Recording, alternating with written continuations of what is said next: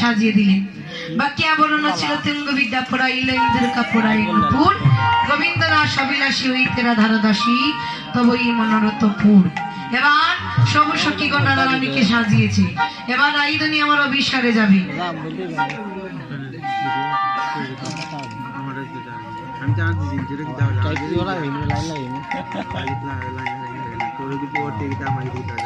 চলো শ্যাম দর্শনে